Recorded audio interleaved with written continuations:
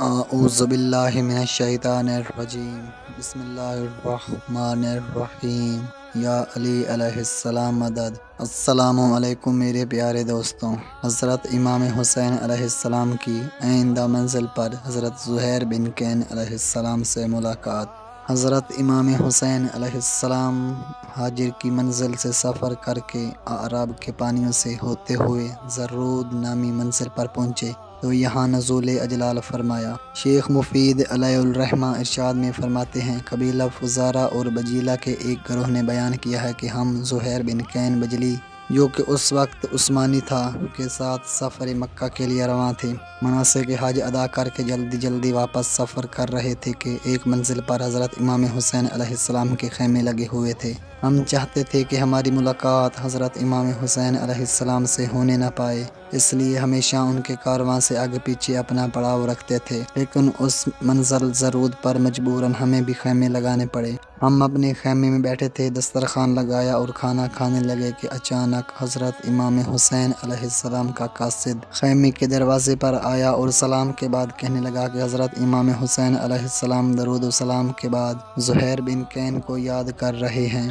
ہم یہ سنتے ہی ایک دم خاموش ہو گئے اور سر جھکا لیے۔ لقمے ہمارے ہاتھوں سے گرنے لگے۔ زہیر کی بیوی دیلم جو پشت پردہ میں بیٹھی تھی، قاصد کے پیغام اور ہماری خاموشی کو سن اور دیکھ رہی تھی، تو اسے غصہ آیا اور توند لہجے سے اپنے شوہر زہیر کو یوں مخاطب کیا، سبحان اللہ، یہ کیا مطلب ہے؟ تمہیں شرم نہیں آتی اور پیغمبر خدا حضرت محمد صلی اللہ علیہ وآلہ وسلم سے شرمندہ نہیں ہوتے کہ فرزند پیغمبر حضرت محمد مصطفیٰ صلی اللہ علیہ وآلہ وسلم قاصد بھیج کر تمہیں بلائے اور تم سوچ رہے ہو کیوں ان کو ملنے نہیں جاتے؟ اٹھو اور جاؤ، جو حکم وہ دیں اس کی تعمیل کرو اور کبھی کوتاہی نہ کرنا اور نہ ہی واپس آنا۔ اس شیر دل خاتون کی بات کا زہیر پر بڑا اثر ہوا۔ وہ اٹھے اور حضرت امام حسین علیہ السلام کے خیام کی طرف روانہ ہو گئے۔ زہیر ایک شجاع، معروف، بہادر جنگجو میں فاتح و غالب، صاحب قبیلہ اور صاحب شمشیر تھے۔ جب حضرت امام حسین علیہ السلام کے خیمے کے قریب پہنچے تو علوی علامت، ہاشمی شہامت اور فاطمی فطرت جوانوں جو 11 سال سے 20 سال تک کے تھے نے زہیر کا استقبال کیا اور حضرت امام حسین علیہ السلام کے پاس پہنچایا۔ زہیر جب اندر داخل ہوئے تو ان کی نظر ملکوتی جمان اور پرسکون دل کے مالک حضرت امام حسین علیہ السلام کے چہرے پر پڑی، جو امامت کی مسند لگائے خدا سے راز و نیاز میں مصروف تھے۔ زہیر نے سلام کیا، حضرت امام حسین علیہ السلام نے جواب دیا، بیٹھنے کو فرمایا، احوال پرسی کی۔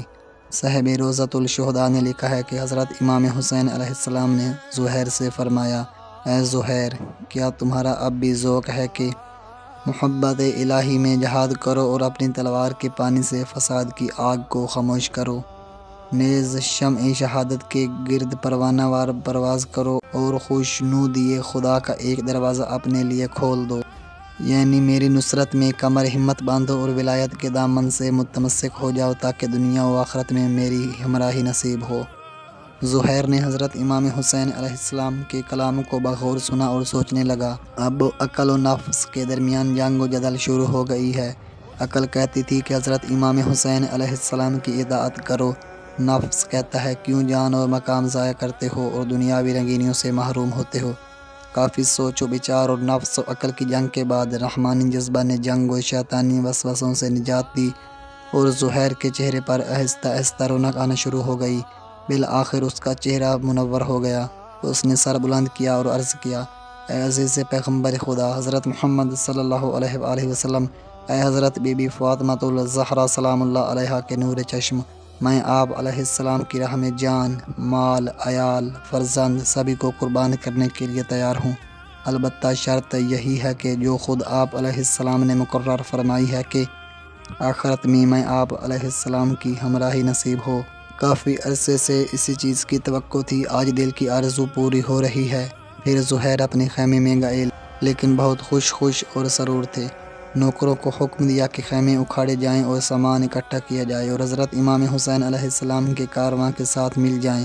اپنے دوستوں سے کہا، جو شخص بہشت کا شوق رکھتا ہے وہ میرے ساتھ آئے، میں جا رہا ہوں، اور جو شخص شہادت سے گھبراتا ہے وہ مجھ سے جدا ہو جائے۔ زہیر کے اکثر دوست شہادت سے منہ موڑ کر کوفہ چلے گئے۔ بعض تاریخوں میں ہے کہ اس کا چچا زاد بھائی سلیمان بن مزارب ابن قیس اس کے ساتھ رہا اور وہ حضرت امام حسین علیہ السلام کے کارواں میں شامل ہو گئے اور روز عاشورہ نماز ظہر کے بعد شہید ہوئے۔ شیخ مفید ارشاد میں بیان فرماتے ہیں، زہیر نے اپنی ہمسفر کو طلاق دے کر آزاد کر دیا۔ صاحب روضۃ الشہداء کا بیان ہے کہ زہیر نے اپنی بیوی سے کہا، اے بیوی، اس مال و دولت سے جس قدر اٹھا سکتی ہے اٹھا لے اور اپنے بھائی کے ساتھ کوفہ چلی جا، کیونکہ میں فرزند حضرت امام علی علیہ السلام کی غلامی میں جا رہا ہوں اور جب تک جان ہے ان کے قدموں سے سر نہیں اٹھاؤں گا۔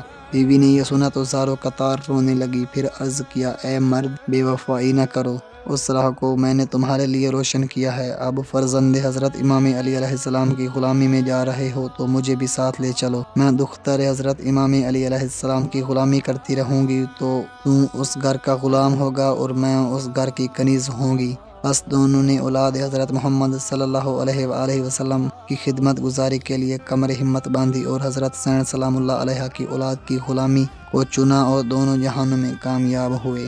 اللہم صلی علی محمد و آل محمد عجل فرج آل محمد و قائم آل محمد۔ نعرہ حیدری، یا علی علیہ السلام مدد۔